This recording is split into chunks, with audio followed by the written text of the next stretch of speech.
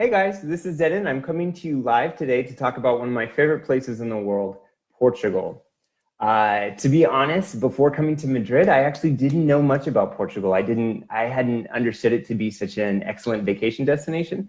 And when I was planning to move to Madrid, I had told friends, come visit me, we'll go places. And one of the places that kept coming up was Portugal. So many of my friends were like, oh, I need to go to Porto, Lagos, Lisbon. And we did. So I'd like to talk to you a little bit about my experiences there. I went this last August, went to Lagos, Lisbon, and Porto, and had just a wonderful time. I cannot stress enough how much I love Portugal. Some of the things I really liked just in general about Portugal is it's affordable both to get to. Flying into and out of Lisbon and Porto are very cheap options and super close, so it's like an hour plane ride from Madrid. And then when you're in Portugal in general, things aren't very expensive. So it's a super affordable place to go in terms of food, drinks, accommodation, transportation. It's a good place to go on a dime if you're not sort of in a space to pay lots of money for travel.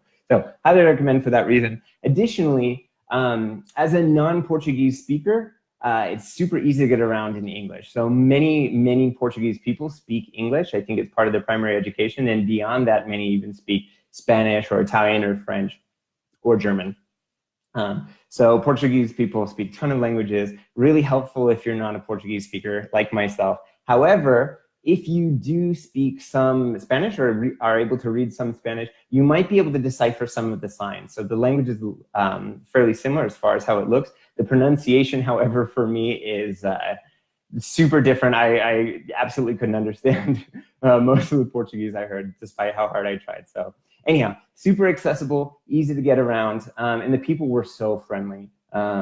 Really entertaining, generous, kind people willing to offer local insights, etc. With the exception of maybe in some of the more touristy areas, I think some of the folks there might have been just a little less excited to see another tourist, if I'm being perfectly honest. On the whole, I can't say enough about how nice and generous Portuguese people were and how great the experience was for me. So I want to talk to you a little bit about the places that I visited in Portugal. First went to Lagos. So Lagos is a sort of halfway quaint, charming little town along the southern coast of Portugal. Additionally, it's also kind of a resort town. So if you are able to rent a car while you're there, if in the main area, if you're sort of more interested in the touristy options of going to some of the pop-up stores and getting your little tchotchkes and souvenirs to take home. Certainly options for that. In front of the resorts are some great beaches, super popular, lots of good people watching there. However, if you are lucky enough to have a car or someone who can drive you elsewhere, highly recommend getting just a few minutes outside of the main drag there off the beaten path, and it becomes this charming little beach town. So some of the places we went in Lagos were Praia Dona Ana, and forgive me, I know I'm going to butcher most of these words. I'm sorry. So I'll do my best. If I mess up, my apologies. So the Praia Dona Ana was one of the sort of resort beaches, one of the main beaches in Lagos.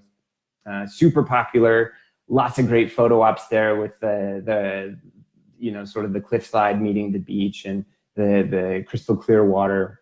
Ton of people. Another option that we had checked out was maybe, I want to say like a half-hour drive outside of Lagos, and that was, I think, the Praia de Figueira. Much more private. It felt more like a local scene. I have a preference for that. As much as I love people watching, when I go to the beach, I just love like a tranquil, chill environment. So one of my favorites. One thing that surprised me about Portugal, and this was especially evident in Lagos, is a lot of places are cash only. So prepare to come to even Lisbon with cash. So right outside of the airport in Lisbon, we could not get a cab without cash. And that our poor cab driver, we got about 20 feet beyond the cab line and realized we weren't going to be able to pay him. And the guy had to drive all the way around to get back in the cab line. So learn from my mistake. Bring cash with you on the plane, because as soon as you get out of the airport, you're going to need it. Even places that do accept card sometimes only accept cards from Portuguese banks. So cash is your best option. Just bring it. It's safer, a little bit easier to get around. Lisbon was the second city I visited, aside from landing at the airport, and absolutely adored Lisbon.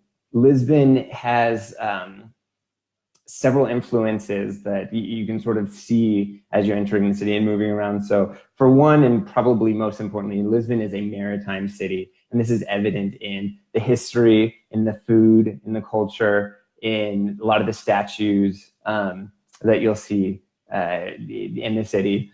So for instance, food, codfish is really is like a staple there, and it's called bacalhau. I'm sure I'm messing that up. But salted codfish, honestly, there's a million ways that they prepare codfish, all of the ones that I tried were super tasty. So if you're a seafood fan, you're in good hands.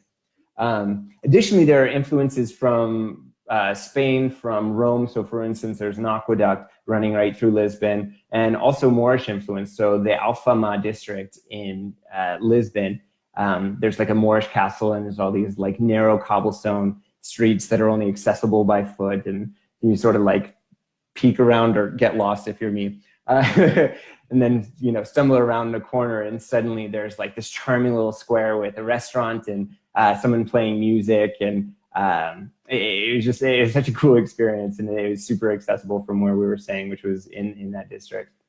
On that point, music, so music that's unique to Portugal is fado. And fado music is typically a singer accompanied by, I believe, 2 types of guitars. And I don't know enough to tell you which, but a lot of love songs, or a lot of songs about love lost. And even if you don't understand the language, it's still, the sound is just, it's just so relaxing to me. So eating dinner in sort of an outdoor restaurant area while there's live fado music playing, it's just highly recommend it if you can find a place. And if you, in my instance, it's all over the place. I don't think you'd have any trouble there. Additionally, some people liken Lisbon to San Francisco, and the reason for that is that there's a bridge that resembles the Golden Gate Bridge called the 25th of April Bridge. And I don't fully remember the history of the bridge, but I want to say that it celebrates sort of the downfall of some despot.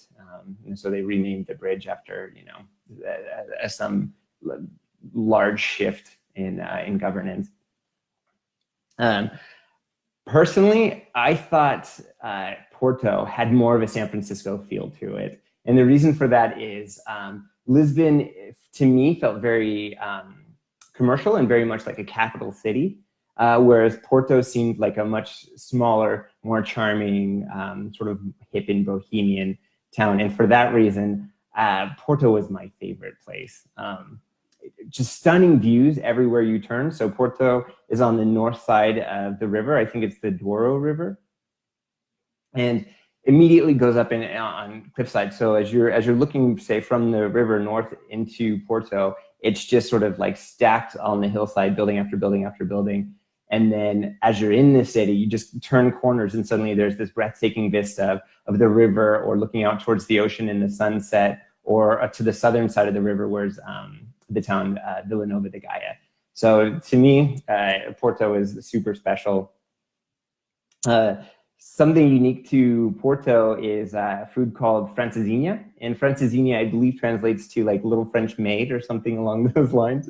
But francesinha is a sandwich. So it's bread, and it's filled with the meat, lots of meat. So I think there's like wet and dry sausage, there's beef, there's ham. In a sandwich, sometimes there's like an egg on top, and then it's just covered in this red sauce, sometimes made with beer or wine. So it's this very, it's not a light meal, but I've heard it's great for hangovers. So there you go. I was told I needed to try it, and I probably wouldn't like it. That was the case for me, and I would say the same to any of you. So definitely go, definitely try it. If you don't like it, I'm sorry, but at least you could say you did it. One thing, though, you absolutely need to try if you're a wine connoisseur, or even someone who has any interest in drinking wine, which, hands up, hey, this is me. Port wine. Porto is the namesake for port wine. And port wine is extremely affordable in Porto and in Vila Nova de Gaia. So for instance, in San Francisco, if you want to get a small glass of dessert wine, port wine, it might be like $13 a glass, maybe even more, depending on the vintage. You go to Porto or Villanova de Gaia, you can buy a nice bottle for €13. So definitely while you're there, stock up. If you can sneak it back with you, you can check it in your luggage because the port wine is off the hook. Super tasty. There are wine cellar tours if you're interested in that. Get to learn a little bit more about the fermentation process and why port wine is so delicious. So that's my spiel on Portugal. Definitely go. Super accessible. It's close by. It's affordable to get to. It's affordable to hang out in and be at. And people are super nice. Towns and cities absolutely stunning. Architecture, the history, all of it. So do yourself a favor. Do me a favor. Go to Portugal. You will not regret it. And for more information on other activities that are great while living in Madrid, go to TtMadrid's website at www.ttmadrid.com. They have a blog there, a lifestyle blog, totally worth checking out. You'll find other great travel tips, hints, etc., and also some inside scoop on living in Madrid. So until next time, see ya.